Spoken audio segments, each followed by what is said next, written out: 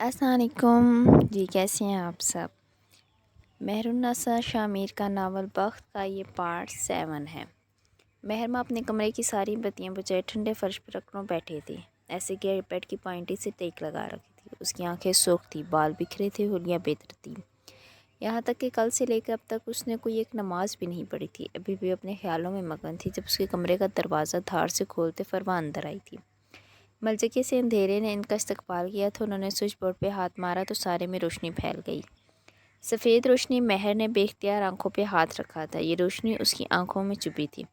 महरमा, ये सब क्या सुन रही हूँ मैं? हाले ने कल रात क्या बकवास किए? देखो, मुझसे झूठ बोलने की कतई कोई ज़रूरत नहीं है। भाभी जान मुझे सब बता चुकी हैं। अब कुछ बोलोगी भी या इसी तरह शोक मनाती रहोगी? इनके बस में नहीं चलता था कि महर के हलक में उंगली डालकर सच का पता चला रहे। जब सब कुछ पता है आपको तो अब मुझसे क्या चाहती हैं आप? वो इसी तरह आंखों पर हाथ रखे बोली थी। फरवा ने उसके करीब जाके एक झटके से उसका हाथ आंखों से हटाया और उसका बाजू पकड़कर खड़ा किया था। मुझे पागल बनाना बंद करो महर। मैं नहीं जानती उसने क्या बकवास की है या इसके दिमाग में क्या चल रहा है, लेकिन मेरी एक बात याद रखना, मैं ना तुम्हें इस तरह हारने दूंगी और ना खुद खामोश बैठूंगी। हाले और सफ़ीर कभी एक नहीं हो सकते, कम से कम मेरी ज़िंदगी में तो नहीं। वो इसके पास बैठी गुर्रा रही थी। तो क्या करूं मैं? हाँ, क्या करूं? गला दबा दूं अपनी बहन का, मार दूं उसको? वो गोया फट पड़ी थी। ये सब आपकी वजह से है। सारी ज़िंदगी मुझे सफ़ीर के ख्वाब दिखाए। आपने कहा सफ़ीर को ज़्यादा बोलने वाली लड़कियां नहीं पसंद। मैंने अपनी ज़ुबान सी ली। आपने कहा सफ़ीर को इंडिपेंडेंट और मर्दों के साथ काम करने वाली लड़कियां नहीं पसंद। मैंने जॉब छोड़ दी। हालांकि सफ़ीर को तो ऐसी ही लड़कियां पसंद हैं।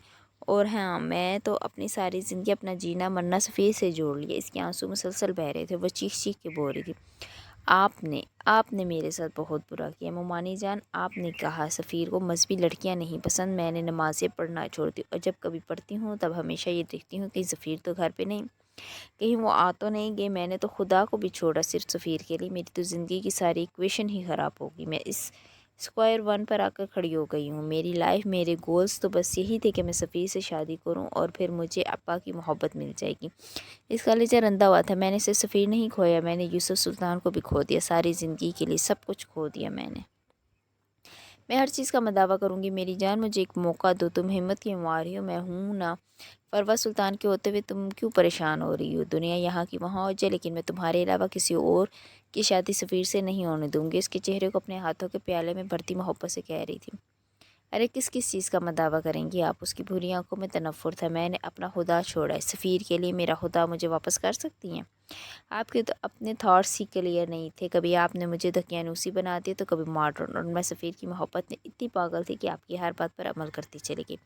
वो बोल बोल कर हाम चुकी थी, तभी बेड पर गिरने के अंदाज में बैठ गई। ये सब हाले की वजह से है, तुम मानो या ना मानो, ये सब उसका किया धरा है। उसी ने सफ़ीर को किसी कोई ऐसी वैसी पट्टी पढ़ाई है कि उसको हाले के अलावा कुछ दिखता ही नहीं है। अगर उसे नफ़रत करती थी तो उसकी कोई वजह थी, लेकिन तुम इस नागुन को समझ ही नहीं सकी। अब तुम्हारी अक्ल ठिकाने आ गई होगी।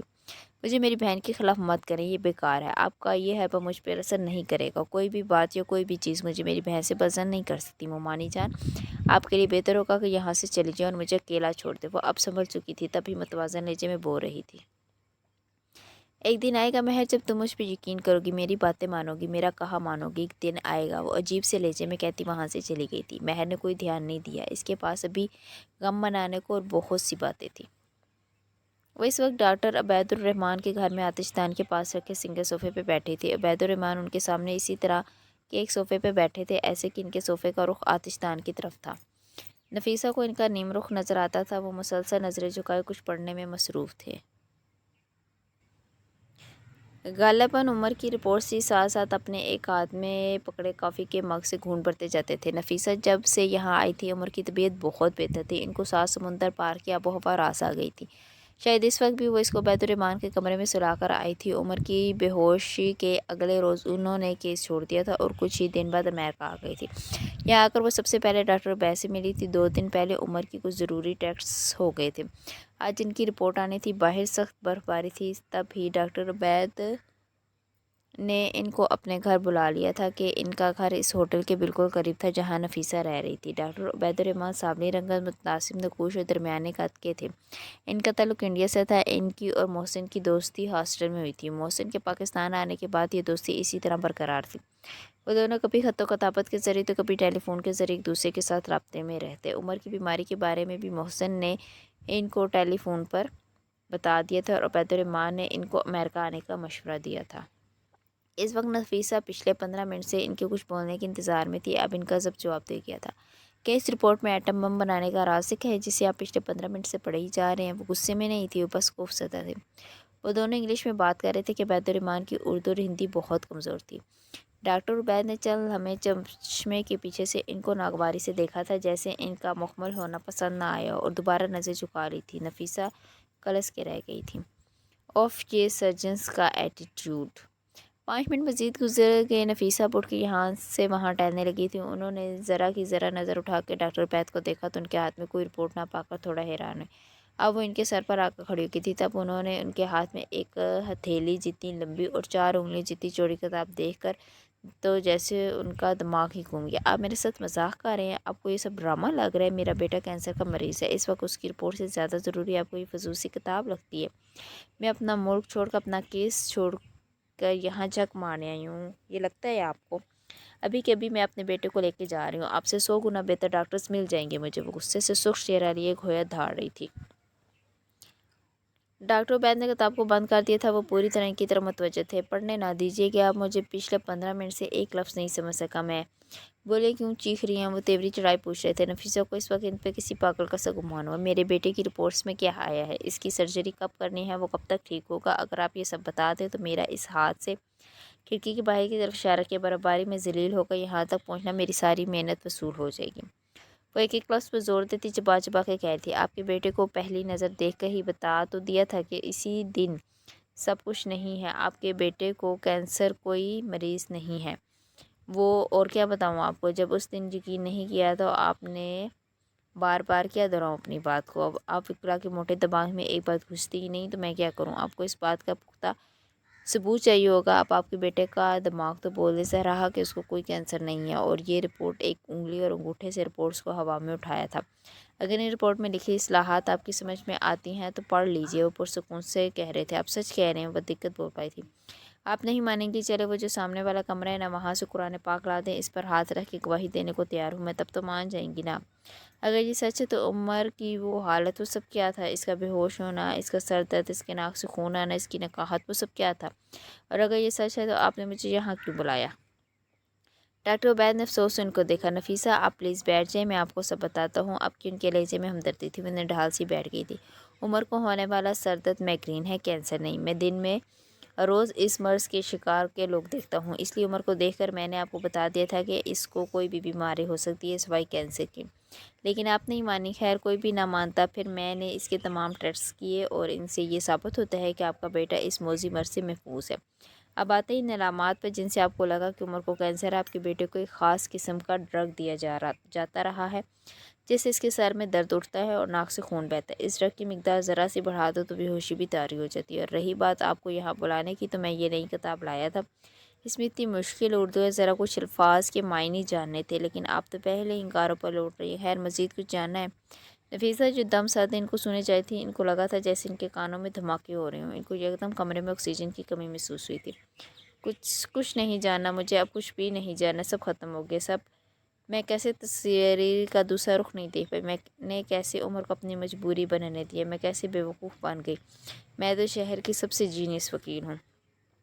آپ وکیل تھی؟ وہ ان کو دیکھتے ہوئے تھی پر زور دیتے ہوئے بولا۔ نفیسہ نے گلابی پڑتی آنکھوں پر ان کو دیکھا تھا۔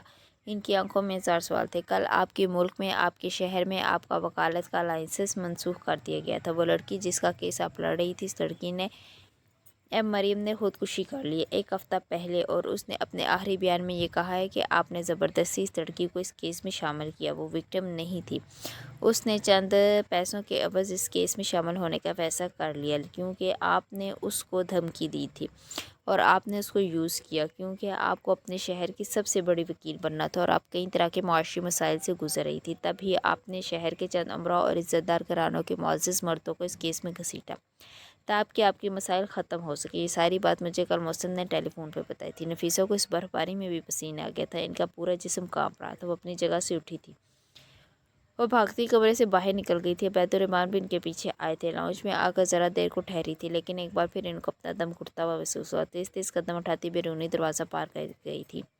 گھر کے باہر برف ایسے گر رہی تھی جیسے آسمان سفید آنسو رو رہا۔ وہ سڑک پر گری برف پر بیٹھ گئی۔ ان کا نیلا اوور کوٹ ذرا سی دیر میں برف سے سفید ہو گیا تھا۔ وہ وہیں سڑک پر بیٹھی لمبی لمبی سانسیں لینے لگی تھی۔ ڈاکٹر عبید تعصب سے ان کو دیکھ رہے تھے۔ مس حیات اندر چلیں پلیز، یہاں بہت سردی، آپ بیمار ہو جائیں گی۔ آپ میری مہمان ہیں، مجھے یہ گوارا نہیں۔ آپ اس طرح سڑک پر بیٹھی رہی، ہمت کریں، آپ مضبوط ہیں یا پھر تھوڑا رو لیں۔ رونا اچھا ہوتا ہے، وہ گھٹنوں کے بل ان کے پاس بیٹھے فکر مندی سے کہہ رہے تھے۔ ڈاکٹر میرا پیشہ میرا عشق ہے، میں نے اس کے لیے اتنی محنت کی تھی۔ میرے ماں باپ نے اپنا پیٹ کاٹ کاٹ کر میری فیسیں ادا کی۔ میں سخت سردی اور چلچلاتی دھوپ میں پیدل یونیورسٹی تک گئی ہوں، کیونکہ میرے پاس کرائے کے پیسے نہیں ہوتے تھے۔ میں نے اپنی منگنی اس لیے توڑ دی کیونکہ میرے منگیتر کو میرا وکیل بننا پسند نہیں تھا۔ میں اس سے محبت کرتی تھی، لیکن میں نے پرواہ نہیں کی۔ میں نے اپنی زندگی کا ایک ہی مقصد بنا لیا تھا، وکیل بننا، اور میں بن کے بھی گئی۔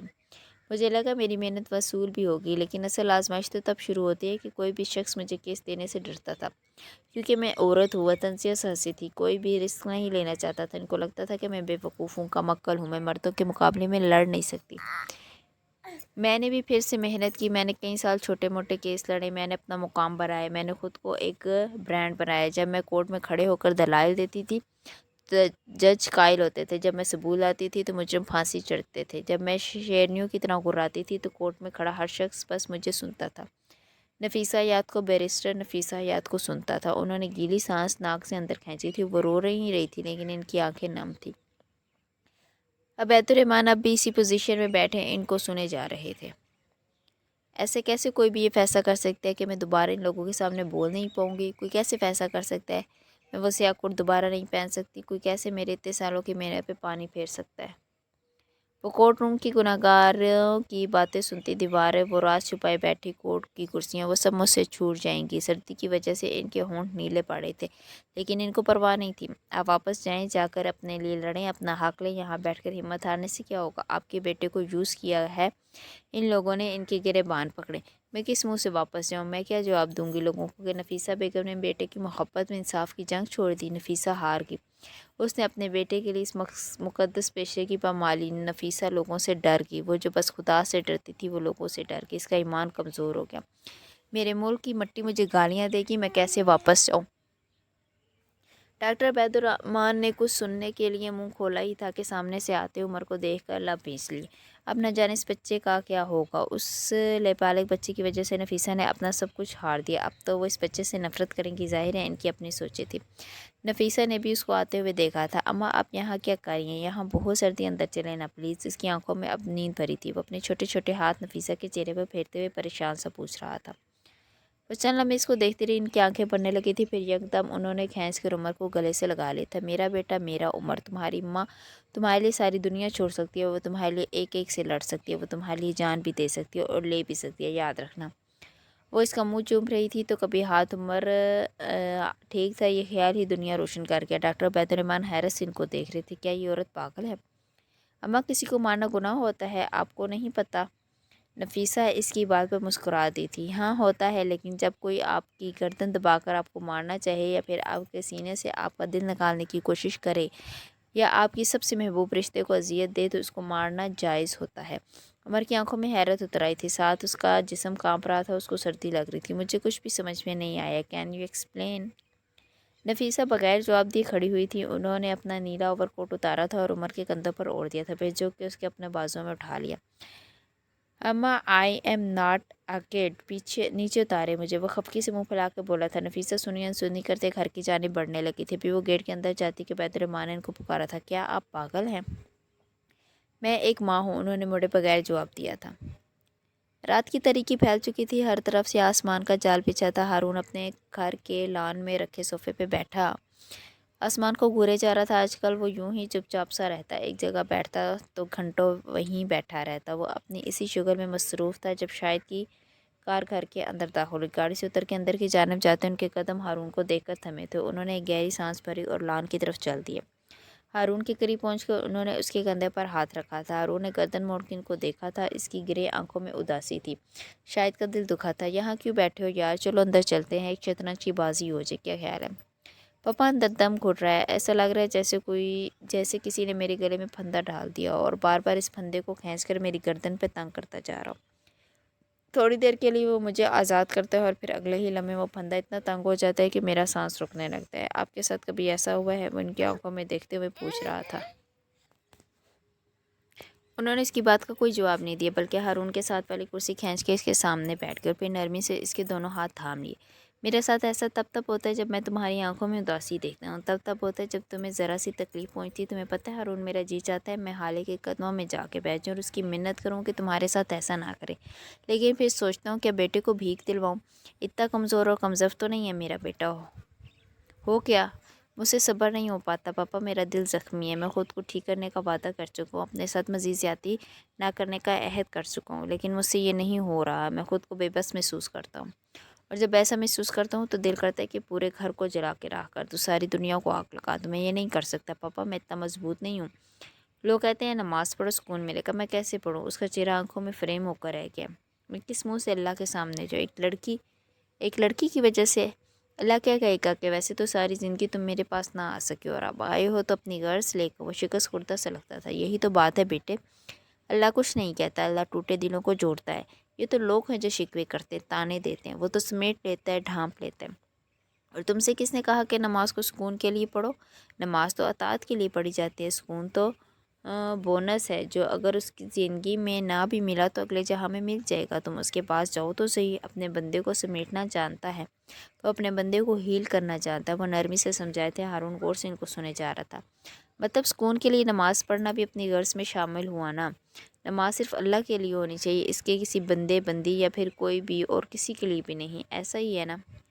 بالکل درست، تم دعا مانگ سکتے ہو کسی کے لیے بھی، کچھ بھی، اس دعا میں سکون مانگ سکتے ہو، یا پھر وہ کام کرو جو اللہ کو پسند ہو، اس کے بندوں سے صلہ رحمی کرو، عاجزی اختیار کرو، اس کے سامنے جھکو، اس کو پکارو، وہ سکون دے گا۔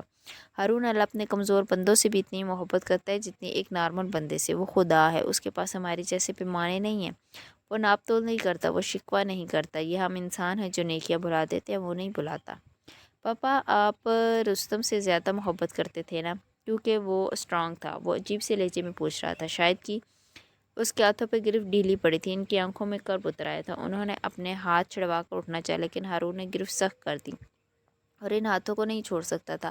وہ بس مجھے زیادہ پسند تھا۔ آخرکار انہوں نے بولنے کا فیصلہ کر لیا تھا۔ کیوں؟ وہ بہت اسٹرانگ تھا، بہت ذہین بھی، وہ جہاں جاتا تھا میرا سر فخر سے اونچا کر کے آتا تھا۔ اس عمر میں بھی اس کو بات کرنے کا فن آتا تھا، وہ بہت پیارا تھا۔ ہارون، ان کی آنکھوں میں نمی آ گئی تھی، ان کی آواز بھیگ رہی تھی۔ وہ میرا بہت خیال رکھتا تھا، جب میں رات کو گھر آتا تھا وہ میرے پیر دباتا تھا، وہ کہتا تھا کہ پاپا اب تھک جاتے ہوں گے نا؟ ہارون ہون کرتے ہوئے ان کو سن رہا تھا، اس کا سر جھکا ہوا تھا۔ وہ ہر جگہ تمہیں پروٹیکٹ کرتا تھا، وہ تمہارا محافظ تھا، وہ بہت کیئرنگ تھا۔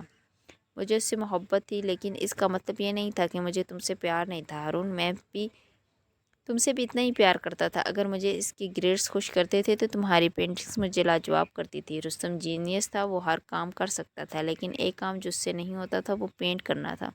اس سے ایک سیدھی لکیر تک نہیں کھینچی جاتی تھی۔ مجھے نہیں پتا تم کیوں اس سے چڑھنے لگے۔ ہارون نے دانت پہ دانت جما کر ضبط کرنے کی کوشش کی۔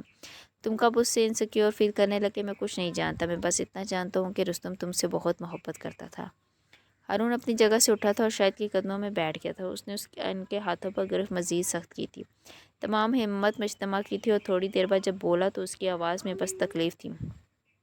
پاپا، میں نے رستم کو نہیں مارا تھا، وہ ایک لفظ پر زور دیتے بولا تھا، وہ ایک حادثہ تھا، میں نے اس کو جان بوجھ کر نہیں مارا تھا۔ وہ لفظ توڑ توڑ کر ادا کر رہا تھا۔ بالآخر اس نے 14 سال بعد یہ راز کھولنے کا فیصلہ کر ہی لیا تھا۔ شاید نے زخمی نظروں سے اس کی طرف دیکھا تھا، اس وقت ان کی آنکھوں میں تکلیف تھی، کرب تھا۔ ہارون کا سر ہنوز جھکا ہوا تھا۔ ہارون، چپ ہو جاؤ بیٹا، اس بات کو یہیں دفن کر دو پلیز۔ انہوں نے ہاتھ چھڑوا کر اٹھنا چاہا جب ہارون نے جلدی سے ان کے ہاتھ دوبارہ سے تھام لیے تھے۔ پاپا بس، آج مجھے سن لیں، میں اس راز کے بوجھ تلے دبتا جا رہا ہوں، یہ مجھے اندر سے کھوکھلا کر ہے، یہ مجھے بانڈ کر رہا ہے، خوف زدہ کر رہا ہے، مجھے اس سے آزاد کر دیں، خوف انسیکیورٹیز کو میرے دل سے نکال دیں، مجھے سنیں پلیز۔ وہ جیسے التجا کر رہا تھا۔ شاید نے خاموشی سے ایک بار پھر اس کے ہاتھ اپنی گرفت میں لیے تھے، وہ سننے کو تیار تھے۔ ہارون نے بتانا شروع کیا تھا، ان دونوں باپ بیٹے کو یہیں چھوڑ کر ہم ذرا دیر کو اس گھٹن زدہ دوپہر میں واپس چلتے ہیں۔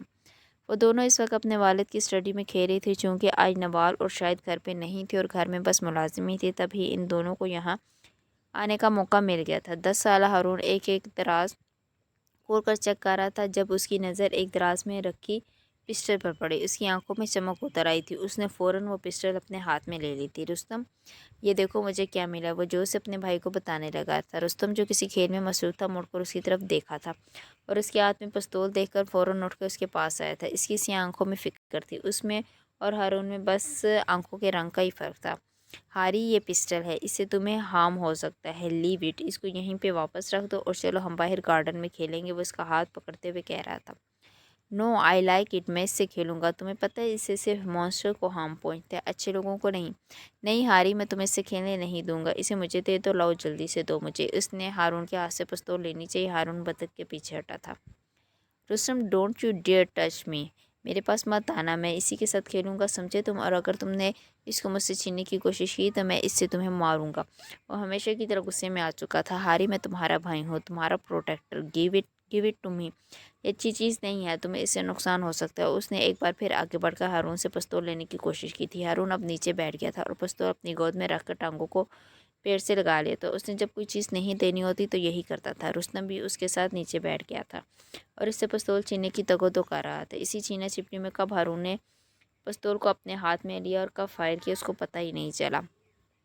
اس کو ہوش تب آیا جب اس نے اپنے بھائی کو اپنے پروٹیکٹر کو بناب کی مچھلی کی طرح تڑپتے دیکھا۔ گولی سیدھا اس کی پیشانی میں لگی تھی، خون ابل ابل کر نکلتا سفید ماربل کے فرش کو گیلا کر رہا تھا۔ ہارون پھٹی پھٹی نظروں سے چند لمحوں تک اپنے بھائی کو تڑپتے ہوئے دیکھتا رہا اور پھر گرتا پڑتا اس کے پاس آ گیا تھا۔ چونکہ شاید حسین کی اسٹڈی ساؤنڈ پروف تھی، اسی لیے باہر کام کرتے ملازمین کو کچھ خبر نہ ہو سکی۔ اس کو دیر ہو چکی تھی، رستم کا وجود بے جان ہو چکا تھا، بالکل ساکت ٹھنڈا۔ رستم، میرے بھائی، آر یو اوکے؟ اس سے صرف مونسٹرز مرتے ہیں، تم نہیں مر سکتے، اٹھو پلیز، پاپا آگے تو ہمیں ڈانٹ پڑے گی، اٹھو پلیز، دیکھو میں اب اس سے نہیں کھیلوں گا، پاپا کو مت بتانا، اٹھ جاؤ یار پلیز، بھائی ہو نا میرے، اٹھو۔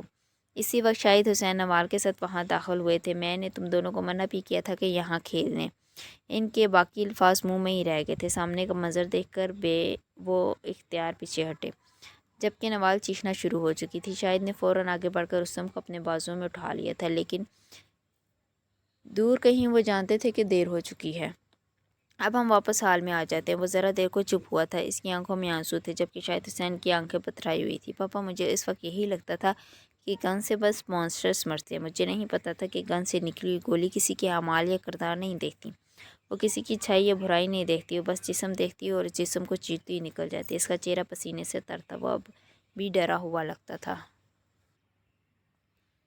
مجھے نہیں پتا تھا وہ مر جائے گا، آپ نے کہا تھا کہ گن سے بس مونسٹرز مرتے ہیں، آپ کو یاد ہے ایک دفعہ جب ہم کوئی فلم دیکھ رہے تھے تو ہم سب تھے، پوری فیملی، اس فلم میں ایک آدمی کو گولی لگی تھی، میں نے آپ سے پوچھا تھا پاپا کیا وہ مر گیا، یاد ہے آپ نے کیا کہا تھا؟ شاہد نے پریشانی سے اس کو دیکھا تھا۔ ان کو کچھ یاد نہیں تھا، انہوں نے کوئی جواب نہیں دیا۔ ہارون کو ان کا جواب سننا بھی نہیں تھا۔ آپ نے بولا تھا وہ نہیں مرے گا کیونکہ وہ اچھا آدمی ہے، میں نے پوچھا تھا پھر یہ خون کس کا ہے جو اس کے جسم سے نکل رہا ہے، آپ کو یاد ہے آپ نے کیا کہا تھا؟ وہ ان کو دیکھتے ہوئے پوچھ رہا تھا۔ شاہد نے نفی میں سر ہلایا تھا۔ پاپا، آپ نے کہا تھا وہ خون نہیں ہے، وہ ریڈ کلر کا پینٹ ہے، وہ ایک ایک لفظ پر زور دیتے ہوئے بولا تھا۔ مجھے رستم کا خون بھی خون نہیں لگا پاپا، وہ مجھے لگا تھا پینٹ تھا، سرخ کلر کا پینٹ، مجھے لگا تھا وہ بھی اس فلم والے آدمی کی طرح مرے گا نہیں کیونکہ رستم تو اچھا تھا نا، اور گنس تو بس مونسٹرز کو مارتی ہے۔ شاید کو لگا تھا جیسے کسی نے ان کو کھینچ کر تھپڑ دے مارا، وہ شاک تھے، بالکل شاک۔ ہارون بھی خاموش ہو گیا تھا لیکن بس چند لمحوں کے لیے۔ اس نے ایک بار پھر بولنا شروع کر دیا تھا۔ میں ہمیشہ سے اس بارے میں بات کرنے سے ڈرتا تھا کیونکہ مجھے لگتا تھا کہ اگر آپ کو سب بتا دیا تو آپ مجھے چھوڑ دیں گے، میں بہت ڈر گیا تھا پاپا، میری آنکھوں میں رستم کا وہ آخری چہرہ حفظ ہو کے رہ گیا تھا۔ ایسے میں جب بھی آپ مجھ سے اس دن کا واقعہ پوچھتے تھے تو میں توڑ پھوڑ کرتا تھا، چیختا چلاتا تھا اور آپ اس ٹاپک کو وہیں بند کر دیتے تھے۔ ماما ایک بیٹا کھو چکی تھی، دوسرا نہیں کھونا چاہتی تھی، اس لیے وہ مجھ سے کچھ نہیں پوچھتی تھی۔ میں اس وقت سے ڈرا ہوا ہوں پاپا۔ اس کی آنکھوں سے نکلتے آنسو شاید کے ہاتھوں پر گر رہے تھے، وہ رک رک کے بول رہا تھا۔ میں نے اپنے خوف کو باہر نہیں نکلنے دیا، یہاں تک کہ وہ بیماری بن گیا اور مجھے ڈرانے لگا۔ مجھے اس سے خوف سے نکلنا ہے پاپا، یہ مجھے مار رہا ہے، میں تھک گیا ہوں اس بوجھ سے۔ وہ بری طرح روتے ہوئے بول رہا تھا۔ شاید اپنی جگہ سے اٹھے اور اس کے ساتھ اسی گھاس پہ بیٹھ گئے۔ انہوں نے نرمی سے اپنے ہاتھ اس کی گرفت سے آزاد کیے تھے۔ ہارون نے خوفزدہ نظروں سے انہیں دیکھا تھا، اس کی آنکھوں میں کرب اتر آیا تھا، اسے لگا تھا وہ اب ان ہاتھوں کو کبھی نہیں تھام سکے گا۔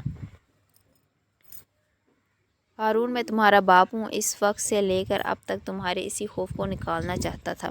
میں جانتا تھا اس دن جو کچھ بھی ہو وہ ایک حادثہ تھا، میں تم سے کمیونیکیٹ کرنا چاہتا تھا۔ میں نے سچ تو اسی روز جان لیا تھا، پتہ ہے کیسے؟ وہ نرم لہجے میں پوچھ رہے تھے۔ کیسے؟ وہ بے اختیار ان کے منہ سے پھسلا تھا۔ تمہاری پینٹنگز سے، وہ جو تم نے رستم کے جانے کے بعد بس چند آخری پینٹنگز بنائی تھی۔ تمہیں شاید یاد نہ ہو لیکن مجھے یاد ہے، تم جو کچھ دیکھتے تھے اس کو پینٹ کرتے تھے۔ تم نے اس رات بھی پینٹنگز بنائی تھی ہارون، میں نے دیکھی تھی۔ وہ پینٹنگ ساری غلطی تمہاری نہیں تھی، میری بھی غلطی تھی۔ میرے گھر میں 2 کمسن بچے تھے، مجھے چاہیے تھا کہ میں اپنی گن تمہاری پہنچ سے دور رکھتا، یا پھر میں گن لاک کر کے رکھتا۔ دراصل غلطی ہم دونوں کی نہیں، یہ بخت تھا۔ ہارون، رستم اور ہمارا ساتھ اتنا ہی لکھا تھا۔ ہارون حق تک سے ان کو دیکھے جا رہا تھا، وہ رونا بھول چکا تھا۔ وہ پینٹنگز جھوٹ یا خیالی بھی ہو سکتی تھی، اس نے نظریں چرائی تھی۔ شاید اس سارے وقت میں پہلی دفعہ مسکرائے تھے۔ تم نے کبھی خیالی پینٹنگز نہیں بنائی ہارون، شاید تم ہمیشہ وہی بناتے تھے جو تم ایکسپیرینس کرتے تھے، یا پھر جو اپنے سامنے ہوتا دیکھتے تھے۔ تم نے اس رات کے بعد پینٹ کرنا چھوڑ دیا۔ میں تمہاری پینٹنگز کو بہت مس کرتا ہوں۔ آخر میں ان کا لہجہ اداس ہو گیا تھا۔ پاپا، اس واقعے کے بعد مجھے ہر رنگ سرخ نظر آتا ہے۔ جب رنگ اپنی ترتیب پہ آ جائیں گے میں پھر سے پینٹ کرنا شروع کروں گا، لیکن اس سے پہلے میں یہ نہیں کر سکتا۔ شاہد حسین بغیر جواب دیے اٹھ کھڑے ہوئے تھے اور اپنا ہاتھ ان کے سامنے پھیلایا تھا۔ وہ مسکرا رہے تھے۔ اندر چل کر کھانا کھائیں یا تم نے ابھی مزید رونا ہے؟ اس نے خاموشی سے اپنے سامنے پھیلا ہاتھ تھام لیا تھا۔ اب اس ہاتھ کے چھوٹنے کا خوف نہیں تھا، اس کے سینے سے راز کا بوجھ ہٹ چکا تھا، اب اس کو مزید بانٹ کر نہیں سکتا تھا۔ وہ خود کو کافی ہلکا محسوس کر رہا تھا۔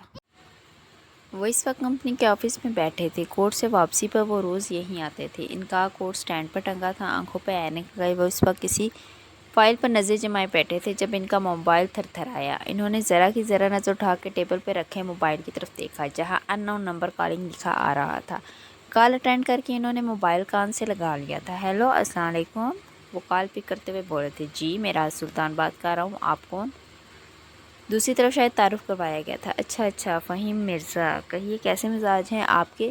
دراصل صبح آپ کا پیغام پہنچایا تھا میرے سیکرٹری نے، لیکن میں مصروف تھا تبھی کال نہیں کر سکا، معذرت۔ انہوں نے شائستگی سے معذرت کی تھی۔ فون کی دوسری طرف کچھ کہا گیا تھا۔ وہ ذرا دیر کو خاموش ہو گئے تھے، شاید مقابل کے الفاظ ذہن میں جذب کرنا چاہ رہے تھے۔ دیکھیے فہیم صاحب، میں آپ کو ایک بار پہلے بھی یہ بات بتا چکا ہوں اور آج ایک بار پھر بتا دیتا ہوں کہ میں حیوان نہیں بیچوں گا۔ وہ میرے بچوں کا حق ہے، وہاں جو رہتے ہیں وہ بھی میری اولاد ہے، لہٰذا آپ میری یہ بات اپنے ذہن میں بٹھا لیجئے کہ میں وہ جگہ نہیں بیچوں گا۔ ایک لفظ پر زور دے کے بولا گیا۔ مارکیٹ پرائس سے ڈبل کی بات کرتے ہیں نا آپ، میں وہ جگہ ساری دنیا کے بدلے میں بھی نہیں بیچوں گا۔ آئندہ اس معاملے میں مجھ سے بات مت کیجیے گا، خدا حافظ۔ انہوں نے اگلے کی بات سنے بغیر کال کاٹ دی تھی۔ ان کا موڈ خراب ہو گیا تھا۔ انہوں نے اینک اتار کر ٹیبل پر رکھ دی تھی، سر پاور چیئر کی پشت سے ٹکا لیا تھا۔ اسی وقت ان کے آفس کے دروازے پر ہلکی سی دستک ہوئی تھی، جیسے کسی نے 2 انگلیوں سے دروازے کو ہلکا سا بجایا ہو۔ وہ کرن کھا کر سیدھے ہوئے تھے کہ دستک، اس دستک کو تو وہ لاکھوں میں پہچان سکتے تھے۔ وہ اتنے حیران تھے کہ اجازت اندر آنے کی ہی نہ دے سکے۔ دروازے کے پار کھڑے شخص کو شاید اجازت کی ضرورت بھی نہیں تھی۔ وہ دستک دینے کے 10 سیکنڈ بعد ہی دروازہ کھول کر اندر داخل ہو گیا تھا۔ نوار دراز قد تھا، آنکھیں سیاہ تھی چمکتی ہوئی، ذہین، بال ماتھے پر بکھرے تھے، رنگت صاف، چیک شرٹ اور جینز میں ملبوس نوجوان کو دیکھے معراج اپنی جگہ سے اٹھے تھے۔ اس کو دیکھتے ہی ان کی آنکھیں چمک اٹھی تھیں، ان میں شناسائی سی جاگی تھی، محبت سی نظر آئی تھی۔ وہ مسلسل مسکرا رہے تھے، وہ بھی مسکرایا تھا۔ مسکراتے ہوئے اس کے دونوں گالوں میں گڑا بنتا تھا۔ میں نے اندر آنے کی اجازت نہیں دی، وہ خفگی سے بولے تھے، جیسے کہ مجھے ضرورت تھی۔ وہ ابرو اچکاتے ہوئے وہیں سے بولا تھا۔ اب وہ نوجوان ان کے قریب پہنچ گئے، ان سے بغل گیر ہوا تھا۔ معراج کافی دیر تک اس کو یوں ہی سینے سے لگائے کھڑے رہے اور تھوڑی دیر بعد اس کو خود سے الگ کیا تھا۔ اب زخم کیسا ہے؟ ریکور کر رہے ہو نا؟ وہ اس کو دیکھتے ہوئے فکر مندی سے پوچھ رہے تھے۔ میں ٹھیک ہوں جج صاحب، بہت ڈھیٹ جان ہوں، اتنی جلدی نہیں مرنے والا۔ ویسے ابھی کوئی کہہ رہا تھا کہ مجھے اجازت لے کے آنا چاہیے، اپنے مخصوص ٹھہرے ہوئے لہجے میں کہہ رہا تھا کہ اس کی آواز بہت اچھی تھی، ایسی آواز جسے کئی گھنٹوں بغیر بور ہوئے سنا جا سکے۔ بکو مت، سوچ سمجھ کے بولا کرو۔ انہوں نے ڈپٹا تھا، ساتھ اس کو بیٹھنے کا اشارہ کیا تھا۔ وہ ان کے سامنے والی کرسی پر ریلیکس سا بیٹھ گیا تھا۔ عمر، تمہیں یہاں نہیں آنا چاہیے تھا، کورٹ آ جاتے یا مجھے بلا لیتے کہیں۔ میں نے پتہ کروا لیا تھا شمس صاحب، اور سفیر آج نہیں آئے، تب ہی آیا ہوں۔ اب کچھ لوگوں نے خود تو آنے کی زحمت نہیں کی تو بیمار کو اپنا حال سنانے آنا ہی پڑا۔ وہ ٹیبل پر رکھے پیپر ویٹ کو گھماتے ہوئے بول رہا تھا۔ تمہیں کیسے پتہ وہ دونوں آج نہیں آئے؟ مجھے سب پتہ ہوتا، اس نے کندھے اچکائے تھے۔ خیر کچھ پتہ لگا کس نے کیا یہ سب؟ وہ اس کے بازو کی طرف اشارہ کرتے ہوئے بولے تھے۔ جج صاحب، جس نے بھی یہ کیا ہے نا وہ اپنی سزا بھگت رہا ہے۔ آپ کو کیا لگتا ہے عمر حیات اپنا خون بہایا جانا بخش دے گا؟ ان کو آسان ہدف لگا تھا میں، لیکن خیر اب بھگتیں گے۔ وہ مخصوص سا کہہ رہا تھا جیسے ان کو سبق سکھا کر بہت مزہ آیا تھا۔ اور گاڑی اس کا کیا کیا؟ ریپیئر کروا لی؟ ہاں، میرے باپ کی شوگر ملز لگی ہیں نا، بہت پیسہ ہے میرے پاس جو گاڑی ریپیئر کرواتا، وہ چل کے بولا تھا۔ پھر اب تک کیا وہی کنڈیشن ہے گاڑی کی؟ اب میں نے یہ بھی نہیں کہا، وہ شیطانی مسکراہٹ سے بولا تھا۔ اس رات ان 3 لوگوں میں سے ایک کے سسر کی ورک شاپ ہے، وہ میرے گھر سے گاڑی لے کر گیا، ریپیئر کروائی اور پھر واپس چھوڑ بھی گیا۔ اب چھوڑ دو یہ سارے کام اور سدھر جاؤ۔ جتنا خون بہا کر بھی تمہیں سکون نہیں آ رہا، کیونکہ خواہ کسی سے دشمنی کرتے ہو۔ اس بار تو خدا کا شکر ہے کہ تم بچے ہو، اگلی بار کی کوئی گارنٹی نہیں ہے بیٹے۔ ان کے لہجے میں واضح فکر مندی تھی۔ جج صاحب، پہلے یہ خون اتنا قیمتی نہیں تھا، اب یہ خون اتنا قیمتی ہے۔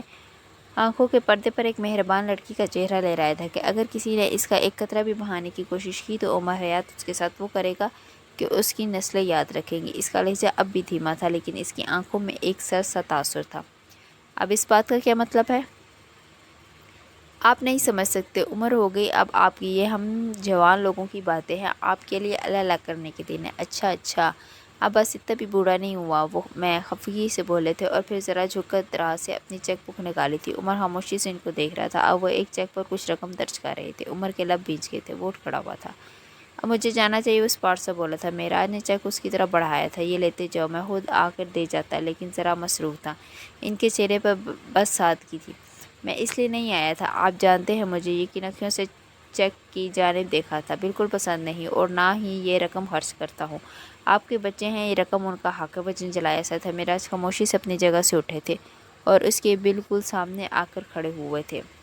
وہ کاغذ کا ٹکڑا اس کی شرٹ کی جیب میں رکھا اور اپنے دونوں ہاتھ اس کے کندھوں پر رکھے تھے۔ یہ سب تمہارا حق ہے، اپنے حق سے پیچھے ہٹنا بزدلی ہوتی ہے، اپنا حق بنا لڑے کسی کو دینا قائر لوگوں کا کام ہے۔ تم مجھے اتنے ہی عزیز ہو جتنے میرے باقی بچے۔ تم یہ رقم خرچ کرو یا کچرے کے ڈھیر پہ پھینکو، مجھے کوئی غرض نہیں، لیکن مجھے یہ رقم دینے سے منع مت کرو۔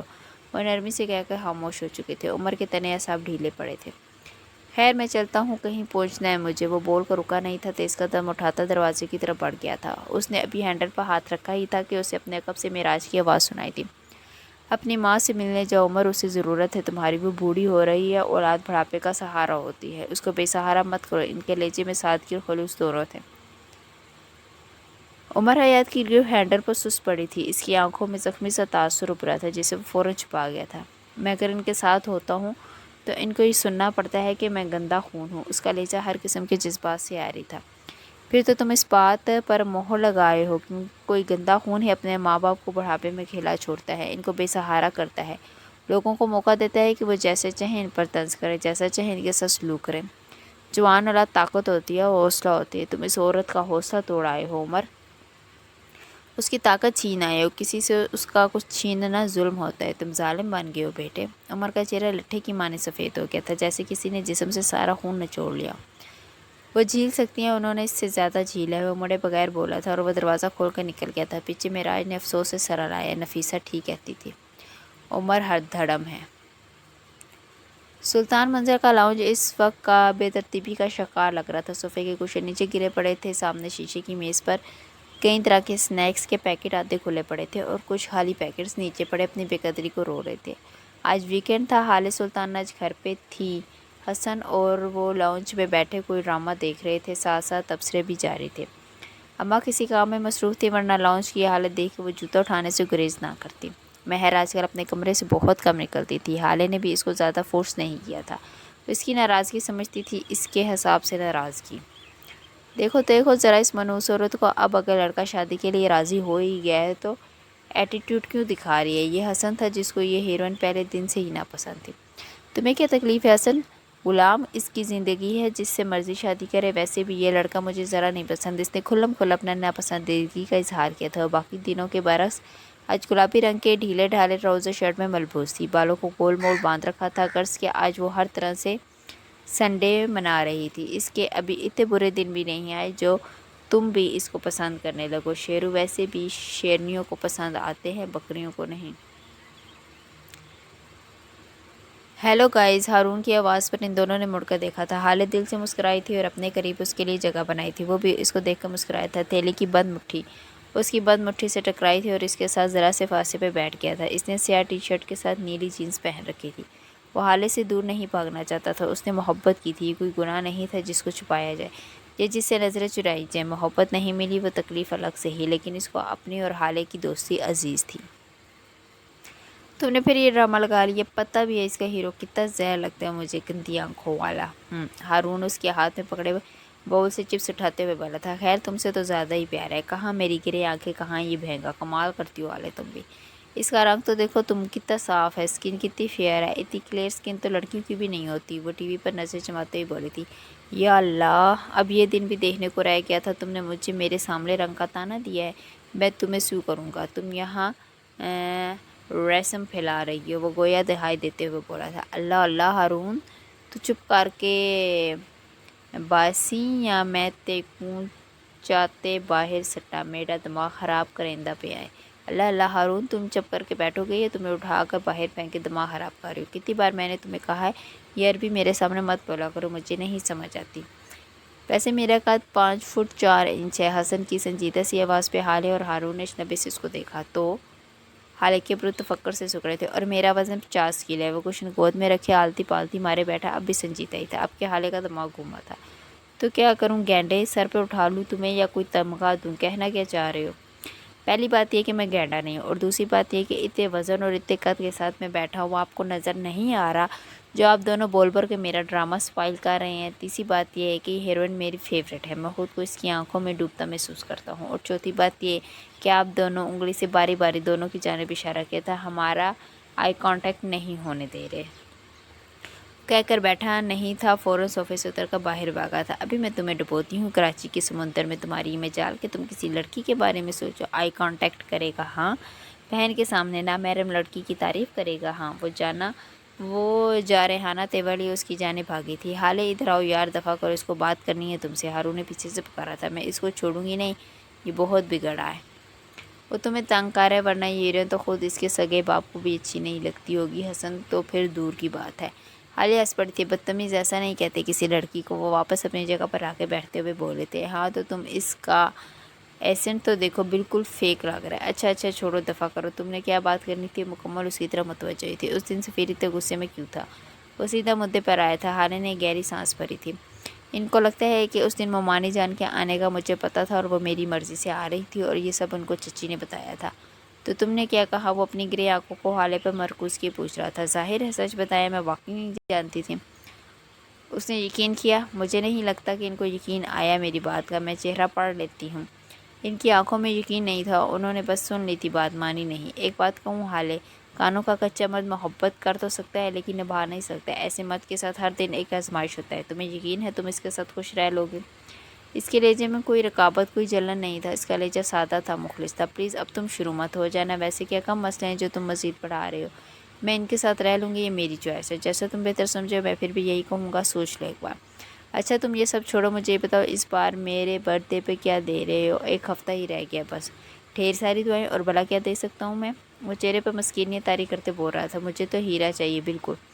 बल्कि चलो अभी चलकर खरीद कर आते हैं, लंच भी बाहर करेंगे, मैं बोर हो रही हूँ। वो फ़ौरन उठ खड़ी थी। हीरे पैसों से आते हैं। इस वक्त मैं कंगाल हो गया हूँ। मिस हाले सुल्तान, मुझे भेजाओ, फिर ले आना हीरे जवाहरात। अल्लाह अल्लाह, अब तुम उठ रहे हो या मैं जाऊँ के लिए? चेंज तो करके आ जाओ, चलते हैं। वो सोफे से टेक लगा कर बैठ गया था। इसमें क्या बुराई है? अच्छी खासी तो लग रही हूँ। अपने गुलाबी ट्राउज़र शर्ट की शिकने दुरुस्त करती ही बोली थी। खामोशी से जाओ और चेंज करके आओ। और एक बात और, कोई ऐसा जोड़ा पहनो जिसका दुपट्टा कम से कम 4 गज का हो। चलो अब चलती फिरती नजर आओ मुझे। और इसको तो पाने को बोला था। कहीं जा रहे हो तुम दोनों? लाउंज के दहाने पर खड़े सफ़ीर की आवाज़ पे हाले ने मुड़ के देखा था, जबकि हारून ने निगाहें टीवी पर जमा ली थी। आंखों की शौक़ी गायब हो चुकी थी। मुस्कुराहट की जगह ब्लम पीच रखे थे। जी हम शॉपिंग करने जा रहे हैं। हसन भी साथ जाएगा और बच्चों भी। आप आना चाहेंगे? सफ़ीर को ऑफिस जाना होगा। हाले वो मसरूफ़ सा बंदा है। तुम जाओ चेंज करके आओ, हम लेट हो रहे हैं। उसने अब भी इस तरफ नहीं देखा था, या शायद वो देखना नहीं चाहता था। श्योर क्यों नहीं, वैसे भी आज संडे है, ऑफिस की छुट्टी है। मैं चेंज करके आता हूँ, तुम मेरे साथ चलना। हाले वो जैसे आया था वैसे ही चला गया। हाले भी तैयार होने चली गई। अभी उसको मेहर माँ को भी राज़ी करना था। معراج سلطان کو آفس سے آئی کافی دیر ہو چکی تھی، لیکن حسینہ بیگم ان کو کہیں نظر نہیں آئی تھی۔ انہوں نے ملازمہ کو کہہ کر انہیں بلوایا تھا اور اب ان کے آنے کا انتظار کر رہے تھے۔ اسی وقت وہ کمرے میں داخل ہوئی۔ وہ تھکی تھکی سی تھی۔ بجی بجی معراج نے ان کو فکر مندی سے دیکھا۔ آپ کا بھائی پانی نہ ہوں آپ کے لیے؟ انہوں نے کھڑے کھڑے پوچھا تھا۔ معراج خاموشی سے ان کو دیکھتے رہے، کچھ بولے نہیں۔ نہیں مجھے کچھ نہیں چاہیے، آپ بیٹھیں، بات کرنی ہے ہمیں۔ وہ ان کو کندھوں سے پکڑ کر صوفے پر بٹھاتے ہوئے بولے تھے۔ کیا بات کرنی ہے؟ صبح جو بات ہوئی وہ کیا کم تھی؟ اب مزید بات کریں گے ہم، وہ تلخ لہجے میں بولی تھی۔ کیا ہوا ہے؟ صبح بابا نے مجھ سے سفیر اور حالے کے رشتے کی بات کی اور میں نے ہاں کہہ دی۔ اس میں ایسی بھی کیا غلط بات ہے؟ ظاہر ہے ہم نے حالے کی شادی کرنی تو ہے نا، اور مہر میں اس کا کیا؟ وہ پسند کرتی ہے سفیر کو، یہ رشتہ اس کا حق تھا۔ آپ میری بیٹی کا حق کسی اور کو نہیں دے سکتے۔ میں یہ نہیں ہونے دوں گی۔ آپ کو پاپا سے بات کرنی ہوگی اور اس رشتے سے انکار کرنا ہوگا معراج، ورنہ ہم دونوں میں دوریاں آ جائیں گی۔ کیا ہم دونوں میں دوریاں نہیں ہیں؟ ہم کئی دن ایک دوسرے سے کام کے علاوہ کوئی بات ہی نہیں کرتے۔ آپ مجھے وقت نہیں دیتی، میری خدمت تو دور کی بات ہے، آپ میری بنیادی ضرورتیں تک بھول گئی ہیں۔ ہم دونوں میں پیسے بھی بہت واسطے ہیں، اگر آپ بڑھانا چاہتی ہیں تو موسٹ ویلکم۔ تو ایسے ٹھنڈے لہجے میں بولے تھے کہ حسینہ کو اپنی ریڑھ کی ہڈی میں سنسنی سی محسوس ہوئی تھی۔ رہی بات پسند کی، تو ہزاروں لڑکیاں ہیں جو سفیر کو پسند کرتی ہیں، تو کیا ایک ایک سے شادی کرنے لگ جائیں گی وہ؟ میری بیٹی کسی کا حق نہیں چھین رہی۔ سفیر اور وہ ایک دوسرے کو پسند کرتے ہیں۔ اگر سفیر مہر کو پسند کرتا ہوتا تو میں اپنی بیٹی کو ان دونوں کے بیچ میں سے ہٹا لیتا، اور میری بیٹی اتنی باوقار ضرور ہے کہ وہ ہٹ بھی جاتی۔ وہ آپ کی بھی بیٹی ہے، آپ کو خوش ہونا چاہیے اس کی خوشی میں۔ آپ کیوں ایک بے جا ضد پر اڑی ہیں؟ وہ جیسے تھک کر بولے تھے۔ میں کچھ نہیں جانتی معراج، حالے کی شادی ہارون سے بھی ہو سکتی ہے، لیکن مہر اس کے لیے میں کہیں اور کا سوچ بھی نہیں سکتی۔ میں یہ رشتہ نہیں ہونے دوں گی۔ آپ لکھ لیں، میری بات میری بیٹی کا حق نہیں مار سکتے۔ وہ آنکھوں میں آنسو بھر کے بولی تھی۔ یہ ان کا آخری حربہ تھا۔ معراج ان کی آنکھوں میں آنسو نہیں دیکھ سکتے تھے، وہ ان کی محبوب بیوی تھی۔ معراج نے کوئی جواب نہیں دیا تھا۔ وہ خاموشی سے کمرے کی کھڑکی میں جا کر کھڑے ہو گئے تھے۔ ان کی نظریں باہر لان میں بیٹھے حالے اور حسن پر جمی تھی۔ کافی دیر بعد جب وہ بولے تو ان کی آواز سنجیدہ تھی۔ آپ مجھ سے عمر میں 5 سال بڑی تھی، طلاق یافتہ تھے، لیکن میں نے پھر بھی آپ سے شادی کی اور آپ کا ماضی سوائے بابا کے کسی کو نہیں بتایا۔ شادی کے 10 سال تک ہماری اولاد ہوئی، میں نے آپ کو تانا تو دور ایک ایسا لفظ بھی نہیں کہا جس سے آپ کی دل آزاری ہو۔ میں آپ کے سابق شوہر کے بیٹے کو آج تک فائنینشلی سپورٹ کرتا ہوں۔ 19 سال بیگم، 19 سال سے آپ مجھ سے غافل ہیں۔ میں بیمار ہوں، ٹھیک ہوں، مر رہا ہوں، جی رہا ہوں، آپ کو کچھ پتہ نہیں ہوتا۔ لیکن مہر، اس نے کیا کھایا کیا پیا، یہاں تک کہ اس نے آج دن میں کتنے الفاظ بولے ہیں آپ کو سب یاد ہوتا ہے۔ آپ کی نمازیں، آپ کے نوافل ہر گزرتے دن کے ساتھ لمبے ہوتے جا رہے ہیں، لیکن مجھ سے بات کرنے کو آپ کے پاس چند منٹ نہیں ہوتے۔ وہ بچی مہر، وہ آپ کی بیٹی نہیں رہی، وہ آپ کا جنون بن چکی ہے، اور جنون سے جتنی جلدی جان چھڑائی جائے اتنا ہی اچھا ہوتا ہے۔ میں نے آپ کے سارے حقوق ادا کیے ہیں، وقت آ گیا ہے کہ آپ میرے حقوق کا حساب دیں۔ آپ سے محبت کے سارے حق ادا کیے ہیں، اب بیٹی کی باری ہے۔ میں جتنی محبت آپ سے کرتا ہوں اسے 1000 گنا زیادہ اپنی بیٹی سے کرتا ہوں۔ میری ایک بات یاد رکھیں، اگر حالے اور سفیر کا رشتہ آپ کی وجہ سے ٹوٹا تو اس گھر میں ایک اور رشتہ بھی ٹوٹے گا، آپ کا اور میرا رشتہ۔ ان کا لہجہ برف کی طرح ٹھنڈا تھا۔ حسینہ نے بے یقینی سے ان کو دیکھا تھا۔ آپ مجھے چھوڑ دیں گے؟ مجھے، وہ اپنے سینے پر انگلی سے دستک دیتی پوچھ رہی تھی۔ آپ ایسا سوچ بھی کیسے سکتے ہیں؟ میں وہی ہوں جس سے شادی کرنے کو آپ نے 6 سال میرے ابا کے در کے چکر لگائے تھے، کتنے وعدے، کتنے عہد کیے تھے آپ نے آج اس دن کے لیے۔ ان کے آنسو ٹپ ٹپ بہ رہے تھے، ان کے لہجے میں دکھ تھا۔ معراج کے دل کو کچھ ہوا تھا، وہ ان کے قریب آ کے بیٹھ گئے تھے اور ان کے دونوں ہاتھ تھام لیے تھے۔ حسینہ نے ہاتھ چھڑوانا چاہا، لیکن معراج نے گرفت مضبوط کر دی۔ میں نہیں جانتا کون سا گلٹ آپ کو کھا رہا ہے، کون سا راز آپ کو کھوکھلا کھا رہا ہے، کیا چیز آپ کے دل کا خون چوس رہی ہے، میں نہیں جانتا، لیکن میں یہ جانتا ہوں کہ کچھ راز کھول دینے چاہیے، کچھ گرس کو نوچ کر باہر پھینکنا چاہیے، کچھ باتوں کو کہہ کر دل ہلکا کر دینا چاہیے صحیح وقت پر۔ یہ قابل اعتبار لوگوں کے ساتھ میں آپ کا صحیح وقت ہوں، مجھ پہ اعتبار کر کے دیکھیں۔ ایک بار میں آپ سے وعدہ کرتا ہوں کہ آپ کو مایوسی نہیں ہوگی۔ ان کے لہجے میں مان تھا، یقین دہانے تھے۔ سینہ کے جی میں آئے کہ سب کچھ کہتے، سب بتاتے، لیکن پھر ایک آواز ان کے کانوں کے پردوں پہ لہرائی تھی۔ کوئی بھی آپ کا خلوص نہیں سمجھے گا، کوئی بھی آپ کا یقین نہیں کرے گا، کوئی بھی۔ ان کے کانوں میں مسلسل یہی تکرار چلتی رہی، اور پھر بالآخر، مجھے جانے دے، مہر کو بخار ہے، میں آج رات اس کے پاس رہوں گی، بس پاٹ سے لہجے میں بولتی رہی۔ نرمی سے اپنے ہاتھ چھڑاتی کمرے سے نکل گئی تھی۔ معراج صاحب نے افسوس سے ان کو جاتے دیکھا تھا۔ چھوٹے سے لان والا گھر اب اداس نہیں تھا، اجڑی ہوئی گھاس کو گویا نئی زندگی ملی تھی۔ عمر اپنی چھوٹی سی سائیکل پر یہاں سے وہاں چکر لگا رہا تھا۔ نفیسہ کو پاکستان واپس آئے 2 مہینے بیت چکے تھے۔ ان کا سارا دن مصروف گزرتا گو کہ وہ اب لا کی پریکٹس نہیں کر سکتی تھی، لیکن پھر بھی وہ گھر سے تیار ہو کر روزانہ اسی وقت نکلتی جیسے پہلے نکلتی تھی۔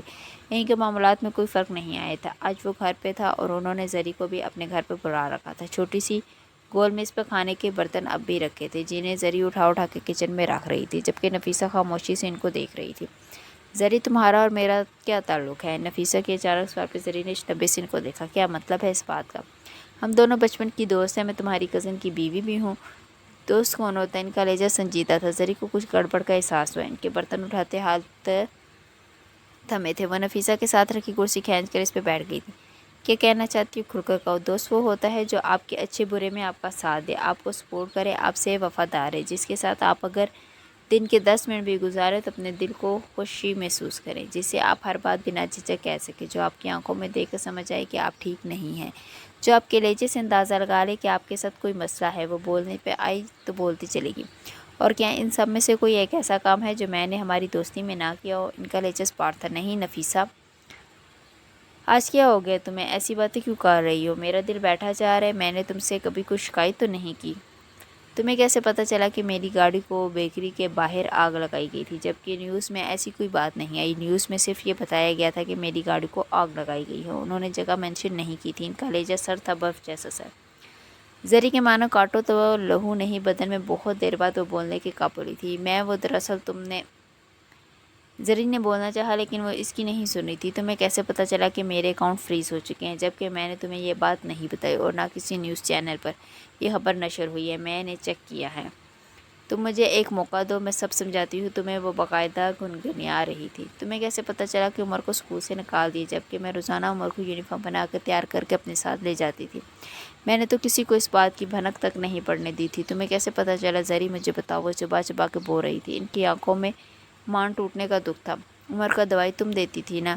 میں تو سارا دن اس کی رپورٹس ہاتھوں میں لیے ایک ایک اسپتال کا چکر لگاتی تھی۔ میں نے تو عمر کو خدا کے بعد تمہارے آسرے چھوڑا تھا۔ تم خدا کو کیا جواب دو گی زری؟ میں مجبور تھی نفیسہ آخر وہ ہارے ہوئے لہجے میں بولی تھی۔ انہوں نے مجھے دھمکی دی تھی کہ وہ میرے بچوں کو مار دیں گے اور میرے شوہر کو مار دیں گے۔ میں ڈر گئی تھی۔ اور تم نے ان کے کہنے پہ میرے بیٹے کو ڈرگس دینی شروع کر دی۔ کیا ہوتا ہے اس ڈرگ میں؟ وہ لوگ زہر ملا دیتے۔ اپنے بچوں کو بچانے کے لیے میرے بچے کو قربان کر دیا تم نے۔ ایک بار بھی یہ نہیں سوچا کہ اگر عمر کو کچھ ہو گیا تو نفیسہ کیا کرے گی؟ بس کر دو نفیسہ، بس ہم دونوں ایک جیسے ہیں۔ اگر میں اپنے بچوں اور اپنے شوہر کو بچانے کے لیے عمر کو ڈرگس دی تو میں بری اور دھوکے باز ہوگی، اور جب تم نے اپنے لے پالک بیٹے کو بچانے کے لیے کیس چھوڑ دیا تو تم مجبور ہو۔ ہم دونوں غلط نہیں ہیں نفیسہ، ہم دونوں بس مائیں ہیں۔ مجھے میرے بچوں کی جان بچانی تھی، تمہیں اپنے بیٹے کو بچانا تھا۔ ہم دونوں اپنی اپنی جگہ پر مجبور تھے، ہمارے ہاتھ بندھے تھے۔ اس سے اپنے سے جڑے رشتوں کو بچانے کے لیے ہم سب آؤٹ آف دا وے جاتے ہیں، لیکن میں نے بھی وہی کیا۔ بس یہی میری وجہ سے عمر کو کچھ ہوا تو نہیں نا؟ وہ تو زندہ ہے اور تم ایک لڑکی کو مار دیا، اس کا کوئی حساب ہے؟ اپنے گریبان میں بھی جھانکو، اپنا مال نامہ بھی دیکھو۔ نفیسہ نے خاموشی سے ان کی ساری تقریر سنی اور پھر اسی خاموشی سے اٹھ کر اپنے کمرے میں چلی گئی۔ چند منٹ بعد جب وہ واپس آئی تو ان کے ہاتھ میں کاغذات کا ایک پرندہ تھا جسے انہوں نے زری کے سامنے ٹیبل پر رکھ دیا اور خود اسی طرح کھڑ لی۔ میں نے کیس چھوڑا نہیں تھا، 2 مہینے بعد کی تاریخ لی تھی، اور وہ لڑکی اس میری وجہ سے نہیں مری، اس کو قتل کیا گیا ہے۔ یہ ہاتھ سے ٹیبل پر رکھے کاغذات کی جانب اشارہ کیا۔ اس میں سب ثبوت ہے۔ تمہیں کیا لگا 2 مہینے سے میں یہاں جک مار رہی ہوں؟ نہیں زری، میں اپنی بقا کی جنگ لڑ رہی ہوں، 2 ماہ سے تنہا لڑ رہی ہوں میں۔ اور یہ کاغذات کے پلندے سے ایک کاغذ نکال کے سامنے کیا۔ یہ تمہارے بینک اکاؤنٹ کی ڈیٹیل ہے۔ پچھلے 5 ماہ سے تمہارے اکاؤنٹ میں 8 لاکھ روپے ٹرانسفر ہوئے ہیں۔ کہاں سے آئے یہ پیسے؟ تم کہتی ہو تم مجبور تھی۔ کون مجبوری میں کسی کی جان کا سودا کرتا ہے؟ چلو مان لیے تمہیں پیسے لینے پڑے، انہوں نے تمہارے سر پر بندوق نہیں رکھی تھی کہ تمہیں لازمی وہ رقم خرچ کرنی ہے۔ یہ تمہاری چوائس تھی۔ تم نے میرے عمر کا سودا کیا، اس کو بیچا۔ تم نے تمہارے بچے اس اسکول میں جانے لگے جہاں عمر جاتا تھا۔ میرے بچے کی قبر پر اپنا محل تعمیر کرنے چلی تھی تم۔ ان کے لہجے میں کوئی غصہ نہیں تھا، نہ وہ چیخ رہی تھی۔ ان کا لہجہ ٹھنڈا تھا، بے جان جذبات سے آ رہی۔ اب تو مجھے یہ بتاؤ کہ کتنے میں بیچا میری عمر کا خون؟ ان کی آنکھوں میں زخمی سا تاثر تھا۔ زری کا رنگ سفید پڑ گیا تھا، ان کا سانس سینے میں اٹکنے لگا تھا۔ یہ میرے بچوں کی ضرورت تھی نفیسہ، انہوں نے سر جھکائے بہتے آنسوؤں کے ساتھ اعتراف کیا تھا۔ نہیں زری، یہ تمہارا حسد تھا۔ تمہاری ضرورتیں بخوشی پوری ہو رہی تھی، تمہیں زیادہ کے لالچ نے دھوکہ سکھایا، تمہیں بخت سے لڑائی نے جان لینا سکھایا۔ وہ اس کو دیکھتے ہوئے افسوس سے کہہ رہی تھی، مہنگا اسکول، برانڈڈ چیزیں، اچھا کھانا، اچھے جوتے اور کپڑے، کیا یہ سب صرف عمر کا حق تھا؟ یہ عمر کا وقت تھا، تم وقت سے نہیں لڑ سکتی۔ زری یہ واحد چیز ہے جو انسان کے ہاتھ میں نہیں ہے۔ تم حاسد ہو گئی ہو زری، تمہارا حسد، تمہارا شر یہ سب کچھ تباہ کر دے گا، ختم کر دے گا۔ میرے گھر سے نکل جاؤ، میں کبھی تمہاری شکل بھی نہیں دیکھنا چاہتی۔ دم گھٹ رہا ہے میرا، تمہیں کچھ دیر مزید برداشت کروں گی تو مر جاؤں گی۔ تم مجھے اپنے گھر سے نکالو گی، میں تمہاری دوست ہوں نفیسہ۔ نہیں، میں تمہیں اپنے دل سے نکال رہی ہوں۔ گھر سے نکالے ہوئوں کو واپس لے لیا جاتا ہے، دل سے نکالے ہوئوں کو نہیں۔ اٹکا لے جا، دور دور تھا۔ زری بے اختیار اپنی جگہ سے اٹھ کھڑی ہوئی تھی اور نفیسہ کے دونوں ہاتھ پکڑ لیے تھے۔ میری بات سنو نفیسہ،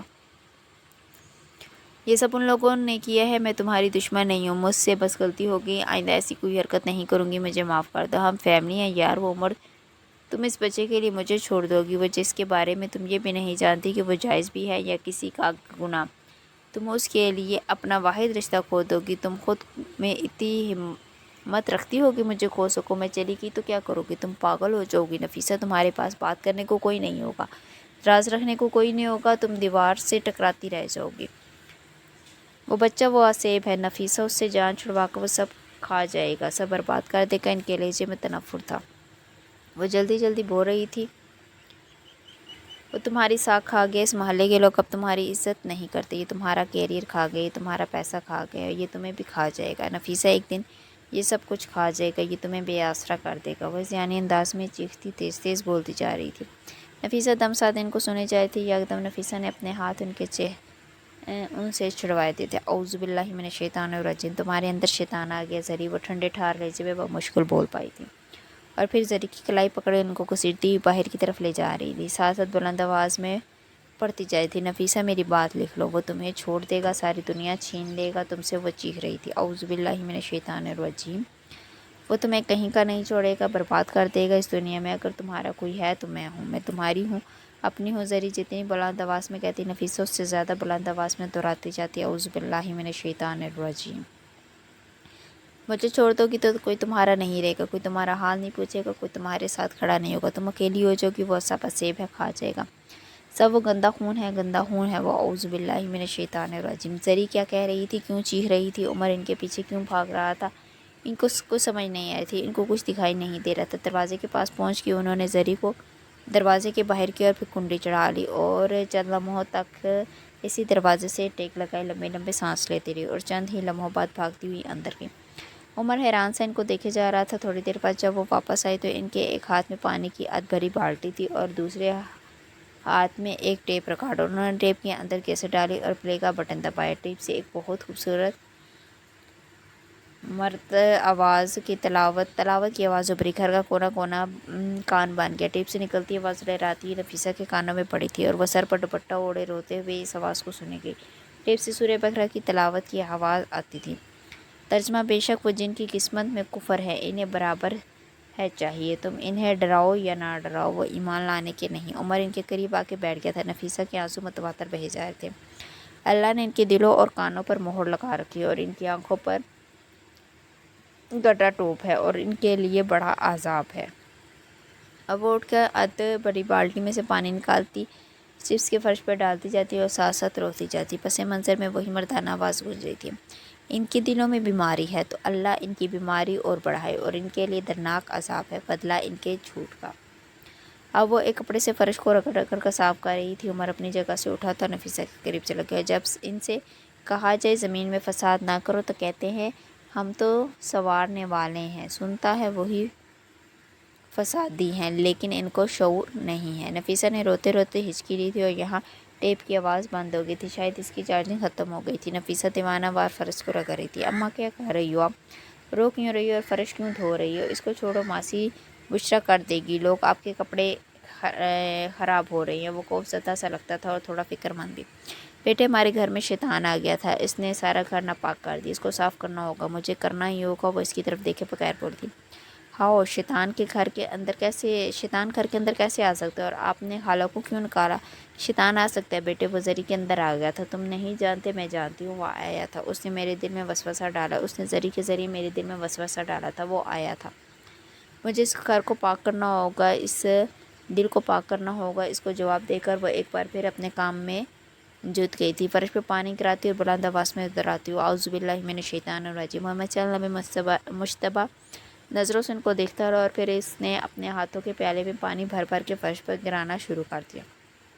اب نہیں آ سکتا، میں سارا گھر صاف کر دوں گا۔ وہ پانی گراتا جاتا اور ماں کی طرح دہراتا جاتا، اعوذ باللہ من الشیطان الرجیم۔